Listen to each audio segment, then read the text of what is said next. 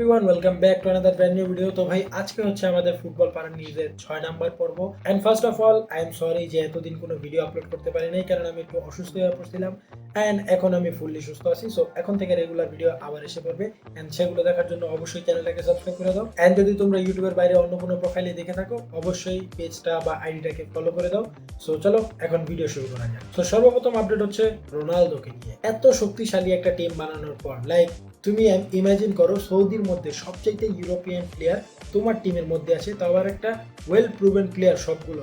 Martinez বলো, জাও flicks বলো, মানে বলো বা ক্রিস্টিয়ানো রোনালদোই বলো, ওকে তো মানুষ গোট বলতাছিল। বাট এত কিছুর পরও রোনালদো এখনো কাপ জিততে পারলো না। এই সিজনে তার হাতে ফুললি পাওয়ার দিয়ে দিছে, সে নতুন ম্যানেজার আনছে, নতুন প্লেয়ার আনছে, তারপরও ফাইনালে গিয়ে ডাব্বা মারছে। সিরিয়াসলি ভাই, এত কিছু করার পরও যদি তুমি জিততে না পারো, তুমি কিভাবে একটা টিমকে ক্যারি করার টাইটেলটা বহন করো? তার ফ্যানরা বকবক করতে থাকে যে রোনালদো নাকি টিমরে ক্যারি করে। কোন দিক দিয়ে ক্যারি করে ভাই? এ পর্যন্ত 4 বছর হয়ে গেছে অলমোস্ট, একটা অফিসিয়াল কাপ জিততে পারে নাই। হ্যাঁ, অনেক চিল্লাবে জিতছে জিতছে জিতছে, ভাই ওটা ফ্রেন্ডলি কাপ জিতছে, কোনো অফিসিয়াল টাইটেল না। সো নেক্সট আপডেটটা হচ্ছে ব্রুনো ফার্নান্দেসকে নিয়ে। সো ব্রুনো ছাড়তে পারে ম্যানচেস্টার ইউনাইটেড এবং জয়েন করতে পারে সৌদি আরবিয়া। হ্যাঁ, সৌদি থেকে ভাই 2 দিন পর পরই একটা ডিল আইতাছে, কবে জানি আমারই কিনা লয়ে যায়। অনেক খুশি হয়ে যায় যদি কিনা লয়ে যায়। সো ব্রুনোর জন্য অফার করছে আল ইতিহাদ, 100 মিলিয়ন ইউরোর একটা অফার দিছে তারা। ম্যানচেস্টার ইউনাইটেডে বিড পাঠাইছে, এন্ড ম্যানচেস্টার ইউনাইটেড এমন না যে রিজেক্ট করে দিছে। ম্যানচেস্টার ইউনাইটেড ব্রুনোরে জানিয়ে দিছে যে আমরা সব তোমার উপরে ছেড়ে দিছি ভাই, তুমি যদি যাইতে চাও তুমি যাইতে পারো, আমাদের কোনো আটকানো হবে না। আর তুমি যদি থাকতে চাও থাকতে পারো। সো আমার সাজেশন থাকবে যে সে যদি টাকা ফলো করতে চায় অবশ্যই চলে যাক, আর সে যদি ট্রফি ফলো করতে চায় তাহলে ম্যানচেস্টার ইউনাইটেড ছেড়ে দেয়। যাই হোক, ম্যানচেস্টার ইউনাইটেড ছেড়ে দেয়, কেননা ম্যানচেস্টার ইউনাইটেডে ও বর্তমানে the best player of Manchester United right now. Still Manchester United এই সিজনে এত কিছু করার পরও প্রথম 2 ম্যাচই হাইরা গেছে। হাইরা গেছে বলতে হ্যাঁ হাইরা গেছে, জিতে নেই। সো নেক্সট সব নিউজগুলো হচ্ছে বার্সেলোনাকে নিয়ে। সো এখন ভিডিওটা কাইন্ড অফ বার্সা সেন্ট্রিক হয়ে যাবে।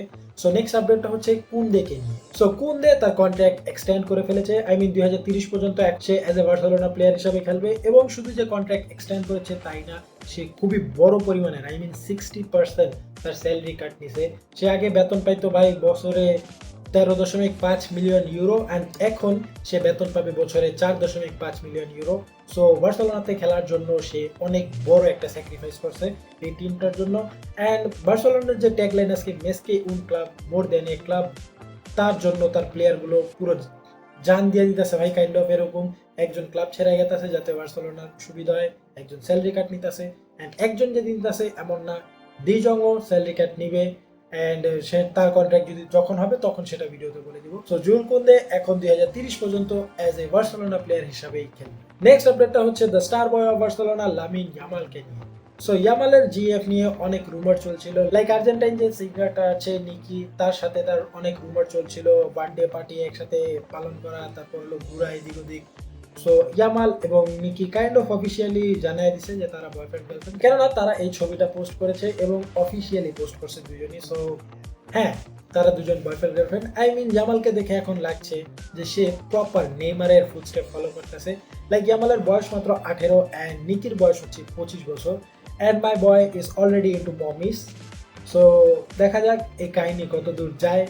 অ্যান্ড জিনিসটা খুবই ইন্টারেস্টিং হতে যাচ্ছে, কেননা মাদ্রিদ ফ্যানরা ইয়ামালকে ট্রোল করার জন্য আর একটা জিনিস পাইলো। অ্যান্ড এটা নতুন কিছু না, তারা ইয়ামালকে ট্রোল করবোই যা থেকে যাই হোক। ইয়ামালের একটা চুলও লড়লে তারা ট্রোল করবো, ইয়ামালের পিছে করে থাকে। তো লাস্ট আপডেটটা কোনো বড় আপডেট না, একটা প্রশ্নের অ্যান্সার। কেননা অনেকেই আস্ক করতেছে যে বার্সেলোনা কেন তাদের লাস্ট সিজনের থার্ড কিটটা এখনো পড়তেছে।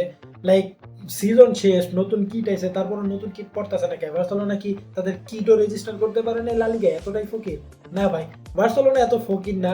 বার্সেলোনা চাইলে যে কোনো প্লেয়ারও কিনতে পারে, বাট বার্সেলোনা রেজিস্টার করতে পারবে না। এর জন্য না যে তার টাকা নেই, এর জন্য যে লা লিগায় খুবই বাজে একটা রুল চলে, যেটা হচ্ছে স্যালারি ক্যাপ। আমি এটা নিয়ে অলরেডি ভিডিও বানিয়েছি।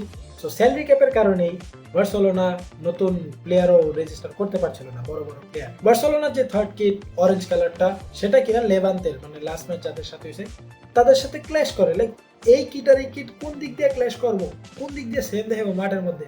লা লিগা এবার উঠে পড়া লাগছে বার্সেলোনার পিছে, যে যেভাবেই হোক বার্সেলোনার এবার টাইটেল লইতে দিব না আমরা। টাইটেল আমরা অন্য একজনের দিয়ে দিব, সেটা কারা তোমরা জানোই ভাই কিভাবে দিতে পারে তারা। সো তারা উঠে করে লাগছে বার্সেলোনার পিছে যেভাবেই হোক বার্সেলোনার এবার সব দিক দিয়ে ডমিনেট করতে হবে। কি আর কমু ভাই, এটা আমাদের প্রতি বছরই দেখতে হয় বার্সেলোনা ফ্যান হিসাবে। এন্ড দেখা যাক পানিটা কত দূর গড়ায়। সো এই ছিল আজকের ভিডিও। আমি জানি অনেক বেশি নিউজ না, খুবই কম নিউজ, অ্যান্ড নিউজগুলো অতটা হয়তো বা ইন্টারেস্টিং না হতে পারে, but I promise next video থেকে খুবই ইন্টারেস্টিং নিউজ আসবে, কারণ আমি অনেকদিন পর ভিডিও করতে বসি। সো মোমেন্টামটা আনার জন্য আমি নিউজগুলো কভার করছি। সো নেক্সট ভিডিও দেখার জন্য অবশ্যই চ্যানেলটাকে সাবস্ক্রাইব করে দাও, এই ভিডিওতে একটা লাইক করে দাও, কমেন্ট করে জানাও নিউজগুলো তোমার কেমন লাগছে বা কোন নিউজ নিয়ে তোমার কেমন মতামত লাগে, টাইম স্ট্যাম্প দিয়ে দিও যাতে আমি বুঝতে পারি। অ্যান্ড দেখা হচ্ছে তোমাদের সাথে নেক্সট ভিডিওতে, ততক্ষণ পর্যন্ত পিস আউট।